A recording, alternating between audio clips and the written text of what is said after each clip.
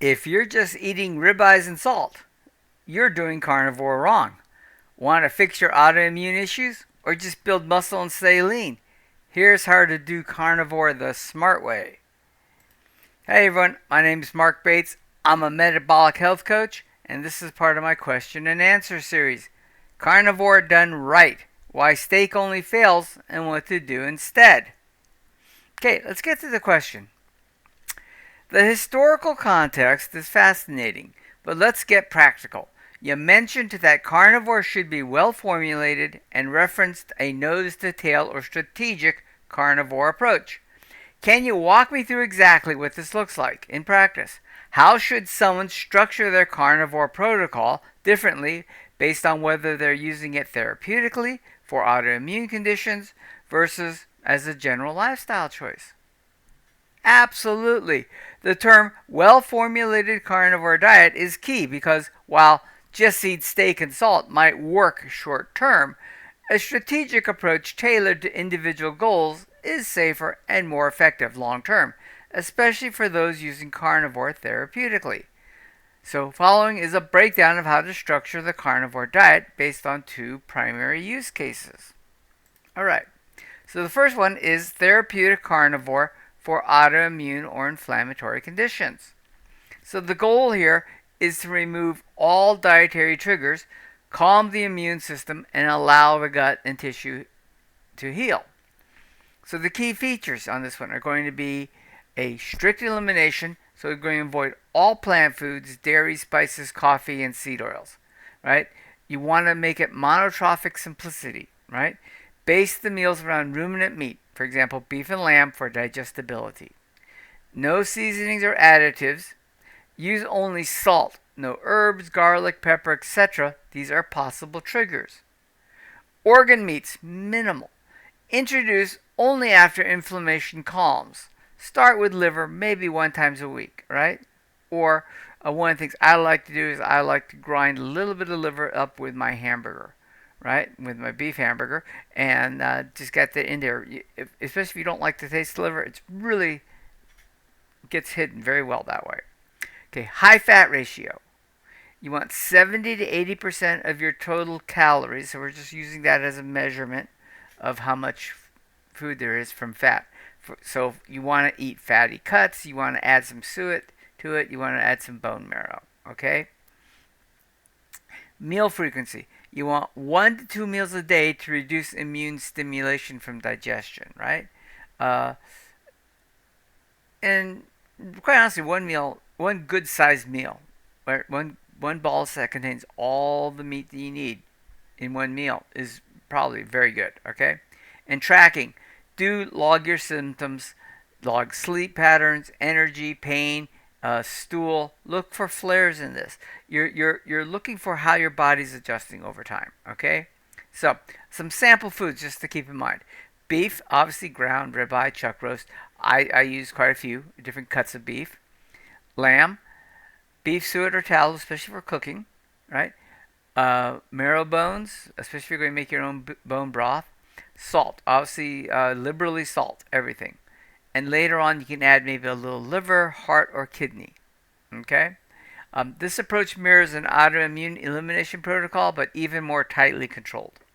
All right, the next one is a maintenance or lifestyle, right, type carnivore diet. So the goal here is to optimize your energy, mental clarity, lean mass, and metabolic health with more flexibility.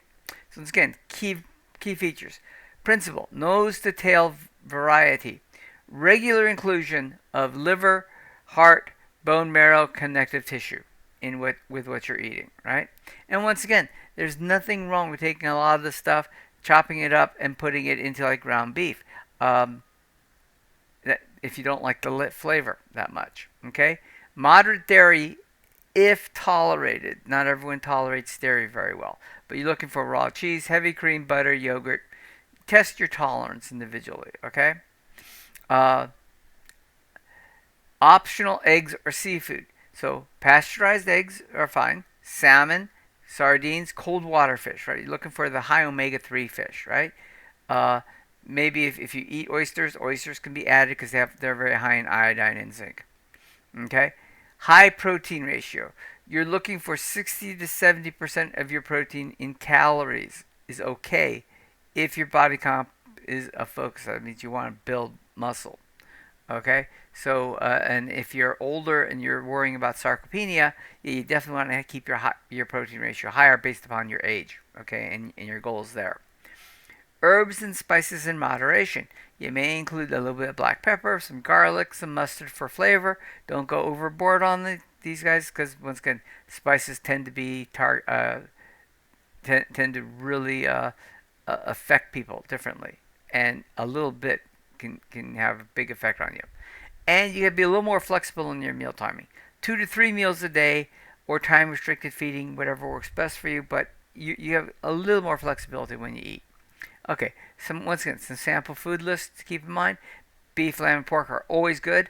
Though beef and lamb first, pork is secondary because pork does have some issues with the meat because of it not being a ruminant animal. Okay, eggs are good. Dairy is always good. Once again, test for tolerance with the dairy. Organ meats maybe 2 to 3 times a week. And once again, there are ways of, if you don't like the flavor of organ meats, there are ways of putting that into things like ground beef and stuff. Okay, seafood 1 to 2 times a week, right? Especially the cold water omega-3 type fishes, right? Tallow, butter, duck fat. Oh, duck fat's just a wonderful fat to cook in. Okay, so it adds a lot of flavor.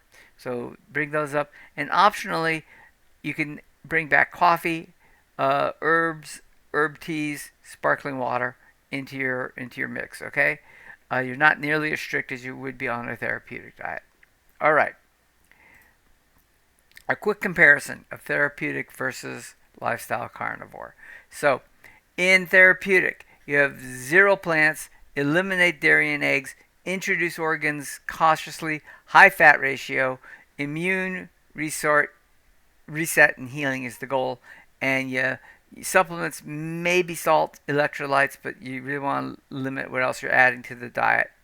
And the duration is going to be 4 to 12 weeks as a minimum to get to the point where you're sure that you have healed. Okay, your lifestyle, you can optional small amounts of plants for flexibility. You can obviously, based upon your tolerance, add dairy and eggs. Include organ meats regularly for nutrient density, but once again, there are ways of doing that. Your fat ratio, variable, 60 to 75%. So you're upping your potential protein ratio, right? Energy, performance, and body comp are the goals here. Supplements, you may need to add some magnesium to your electrolytes if you're potentially noticing some cramping. Also, cod liver oil is a great additive, okay? A great supplement.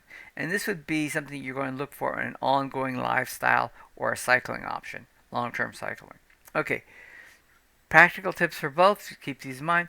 Cook simply. Low temperature method, slow cook, sous vide, pan sear over very high heat is preferred. Salt generously, especially early on. This helps prevent keto flu or fatigue. Hydrate intentionally. Add electrolytes, sodium, potassium, magnesium.